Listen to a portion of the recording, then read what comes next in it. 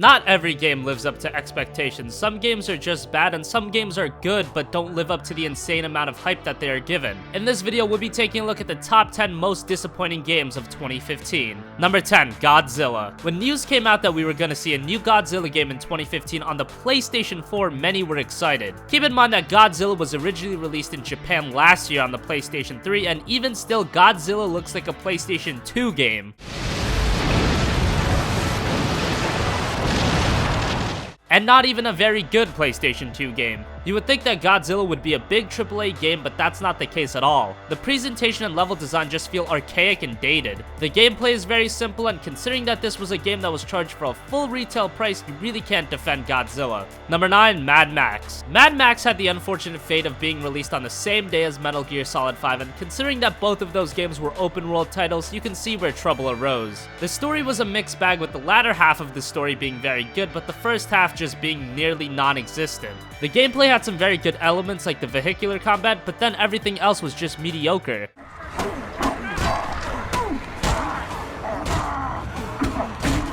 The quests, while there were many of them, began to feel repetitive and mundane. Mad Max is a very mixed bag, and that really doesn't cut it these days as a AAA game. Number 8, Battlefield Hardline. $60 DLC to Battlefield 4 is what Battlefield Hardline can be easily described as. The game's mechanics, visual style, everything was so similar to Battlefield 4 that it makes you wonder why Hardline even exists. I covered that drop package. Medkit over here!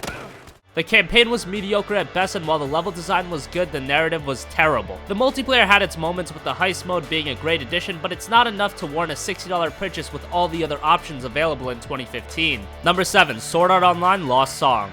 With the success of Sword Art Online Hollow Fragment on the Vita last year, you would hope that Lost Song could move the series forward in several ways, especially with the game now being on PlayStation 4 and PlayStation Vita. That was not really the case, as the dungeons were once again very bland and the story was extremely dull and unengaging. For fans of the anime series, there's something to like in Sword Art Online Lost Song, but for everyone else, there are better options for RPGs. Number 6, Evolve. Evolve had the makings to be one of the best multiplayer games of the year. Being developed by some of the guys that were responsible for making Left 4 Dead, you would think that Evolve would be a surefire success. The real problem with Evolve stems from the fact that this was launched as a full retail price game, and there's just a lack of content in the game. If you played the beta to Evolve, you pretty much played the full game. Medic! Save Daisy!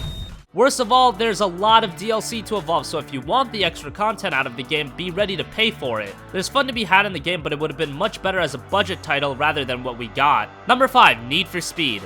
Acting as a reboot to the franchise, now in an open world setting, before release Need for Speed looked to have a lot of promise. Being a racing game, gameplay is absolute king, and the gameplay in Need for Speed is just not very good.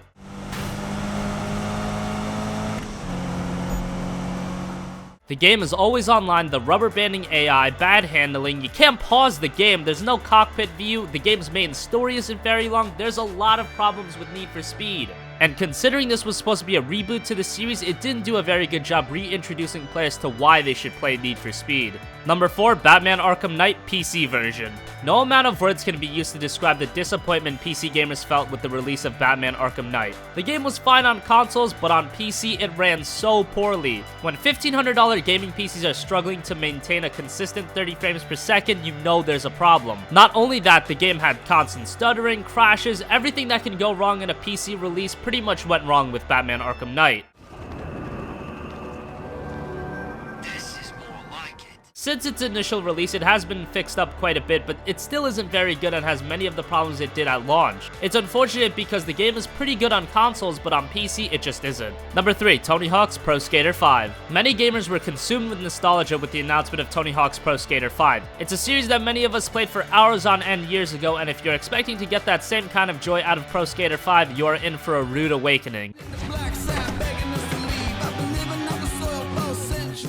Outside of the simplistic missions, bland environments, lack of content, the game flat out doesn't work. There are so many technical issues with Pro Skater 5 that make the game near unplayable. Since the initial release, the game has been updated, but that doesn't disregard the fact of the complete atrocity that game was and still is. Number 2, The Order 1886. Ready at Dawn was working on one of the most promising PlayStation 4 exclusives in The Order 1886, and while there was some good in The Order as its production values, visuals, and technical achievements were of an extremely high quality, it doesn't make up for the fact that there is a lack of gameplay, so much so that at times the game almost feels like a walking simulator. The gameplay that is there is very generic cover-based shooting, and the constant quick-time events don't help either. Though the biggest issue with The Order 1886 was its length. An average player can complete the game in under 6 hours, and there's really no reason to go back and play through the game multiple times. The Order was a massive disappointment, but there is a good game somewhere in there, and hopefully if a sequel is ever produced, they can improve on the fundamentals of The Order. Fuck, this is my fault. Number 1, Star Wars Battlefront. When it was announced that EA had gotten the rights to make Star Wars games and that DICE was in charge of creating a brand new Battlefront game, gamers were absolutely stoked. It's not like Star Wars Battlefront is an abomination of a game, it really isn't, but considering the hype level for the game, Battlefront really fell flat on its face. On a positive note, the game looks and sounds incredible, but that's really where the praise ends. This will cut you down. There's so much content that's missing from the game, the lack of single player, not many maps, and the fact that the game has a $50 season pass only makes matters worse. The gameplay feels fairly generic and uninspired as well. If you're a big Star Wars fan, Battlefront has a lot of fan service, but for everyone else, Battlefront embodies the word disappointment. So that wraps up our top 10 most disappointing games of 2015. Do you agree with our list? Do you disagree? Do you think a game should be ranked higher, ranked lower? Do you think a game that's not on this list should be on this list? Let us know in the comment section down below. Thank you for watching and goodbye.